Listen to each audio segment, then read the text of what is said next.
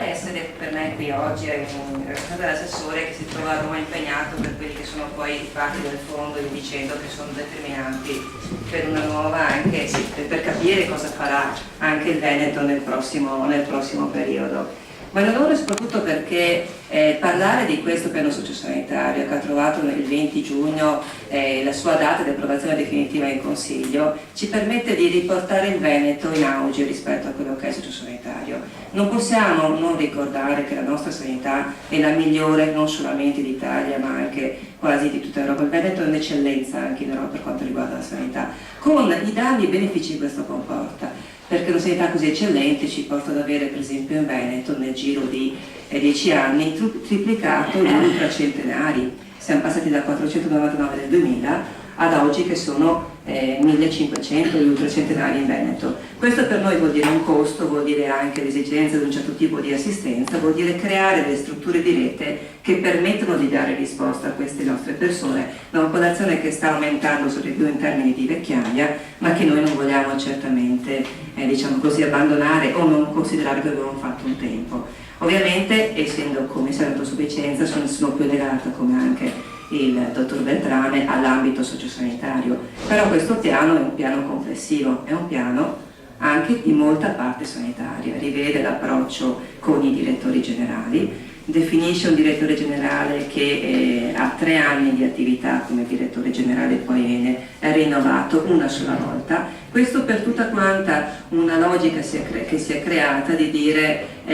dobbiamo creare manager sempre più attivi, sempre più anche veloci nelle loro scelte sul territorio e senza che questi poi creino del loro status di direttori una sorta di potere, come dice sempre Leonardo Patrin. E questa è la prima cosa importante di questo piano. Un piano, pensate, approvato in quinta commissione il 5 di aprile e che nel giro di un mese e mezzo è stato poi approvato in Consiglio. Non è una cosa facile questo, perché noi da 16 anni aspettavamo il piano sociosanitario. L'ultimo piano è il 5 del 96, per cui sono passati 16 anni che la nostra regione ha mantenuto l'assetto su quello che era il precedente piano sociosanitario. Un piano che ha visto con il 32-23 diciamo così, la trasformazione di 40 ospedali in Veneto, non uno, 40, nel giro di questi ultimi anni. Adesso questo piano ci permette di guardare avanti e di trasformare ancora di più quella che è la nostra risposta, definendo una cornice. Giustamente diceva prima l'importanza sono le scale di dotazione, entro 6 mesi dovranno essere approvate con parere vincolante da parte della quinta commissione le scale di dotazione ospedaliera e non solamente questo, deve essere approvate anche d'intesa sempre con la quinta commissione, dunque con la parte del Consiglio, anche le dotazioni organiche di quelli che sono tutti quanti i nostri ospedali, dunque stabilire i centri di servizio, stabilire quelle che sono anche le organizzazioni interne di ogni azienda USLA. E questo perché l'obiettivo della Regione è quello di dare la stessa risposta dal Porto Gruaro a Porto Bufalè, a Porto Tolle, cosa che invece in questo momento non sempre riusciamo ad avere. Su USLA che si articoleranno su un minimo di 200.000 abitanti, 200-300.000 abitanti. Questo perché? Perché si è visto che con questo bacino di utenza c'è la possibilità di una gestione più oculata ma anche più efficace nei confronti dei cittadini. Per cui non ci sarà più la diversità che abbiamo adesso abbiamo USL di dimensioni che vanno a volte fino a 500.000-600.000 abitanti, ma abbiamo anche USL che sono di misura molto più bassa. Però questo piano si preoccupa anche di mantenere comunque un'attenzione particolare a quello che è la zona del Bellunese, a quello che è il Polesine, a quelle che sono magari le situazioni un po' diciamo così critiche, con una governance che ritorna in capo alla Regione. La Regione vuole riattribuirsi questa governance, cosa che non poteva fare fino a che non aveva definito un nuovo piano sociosanitario. E dunque per quello che le schede hanno una certa importanza, di quello noi non sappiamo ad oggi, ero ieri con il dottor Mantuà, il nostro segretario, e si sta discutendo, lavorando sulle schede, ma ad oggi non ce n'è ancora niente di chiaro, di definito, di come verrà poi organizzata. Schede che non saranno solamente schede ospedaliere, ma in questo caso ci saranno anche le schede di dotazione territoriale, anche le schede per cui di quello che è il territorio, anche le schede delle case di riposo, quello che è tutta la parte del sociosanitario. E queste sono pietre miliari che abbiamo messo adesso, che abbiamo messo perché Mi diceva giustamente prima il sindaco di Eraclea, questo è in realtà un po' difficile da gestire. Eraclea ha da poco avuto l'autorizzazione per un accreditamento per una casa di riposo, mancando quelle che sono le impegnative, pur avendo stabilite con delibera di giunta, non è possibile per l'azienda USL mettere l'impegno alla spesa per la persona che va in casa di riposo. E dunque tutto questo poi porta un danno complessivo a tutta quanta la collettività, porta un danno alle persone ma anche alla collettività.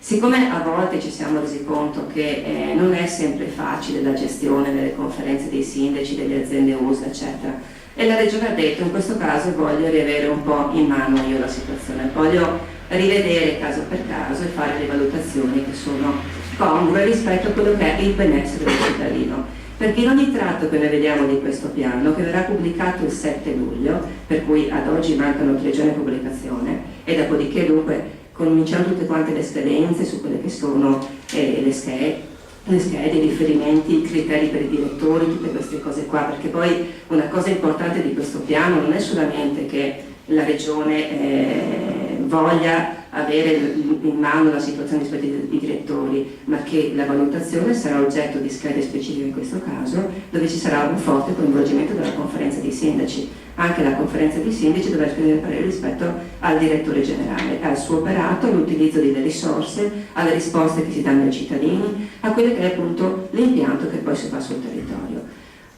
Perché allora sono importanti momenti come questi? Perché responsabilizzare ognuno, il sindaco nel ruolo che ha, i direttori nel ruolo che hanno, permette poi di dare una maggior risposta al cittadino. In questo piano si ribadisce dappertutto, si tratta della famiglia, si tratta del cittadino, perché è questo a cui si vuole arrivare. Ovvio che non saranno sufficienti tempi brevi per arrivare a una definizione di tutto quanto, ci vorrà molto tempo, molte battaglie,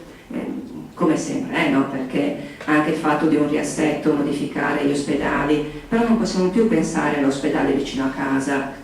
come era un tempo, non ha più senso. Ora la Regione si sta muovendo rispetto a un presidio di eccellenza che sarà l'hub, ogni provincia avrà il suo hub che è un presidio di eccellenza, e a ospedali di rete, detti così SPOC, ma che sono di fatto ospedali di rete, che avranno al loro interno tutta una serie di primariati, dunque di reparti, eccetera, ma che non è neanche più possibile che per esempio una cataratta, che adesso si fa in ambulatorio quasi, venga investito un ospedale di eccellenza per fare un intervento che è di più basso livello. E dunque capite che rispetto a quella che è la nostra abitudine come veneti, ad andare a volte nell'ospedale vicino a casa ed avere la risposta, bisogna anche modificarlo, perché se io ho bisogno di un intervento importante, non ha senso che vada nell'ospedale di rete. Devo interfacciarmi con chi mi dà la risposta corretta per quella che è la mia esigenza. Per cui a volte andare a difendere l'ospedale vicino a casa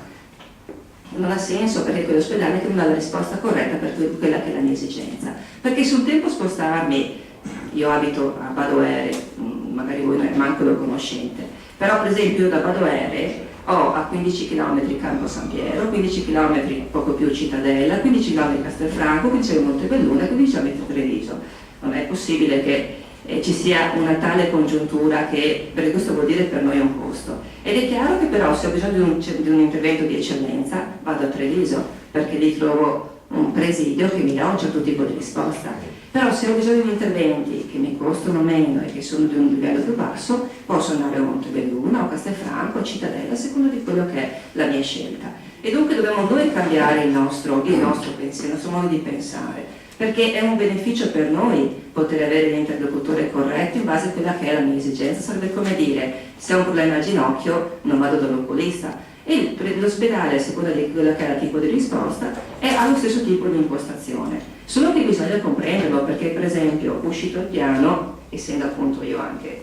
vicina alla realtà della mia provincia, subito in alcuni comuni dell'Asolano hanno cominciato a dire: ma l'ospedale di Asolo, dismesso praticamente 20 anni fa, cosa ci facciamo all'ospedale di Asolo? Ma non possiamo più pensare, perché allora io voglio anche l'ospedale a Badoere, lei lo vuole, ognuno lo vuole vicino a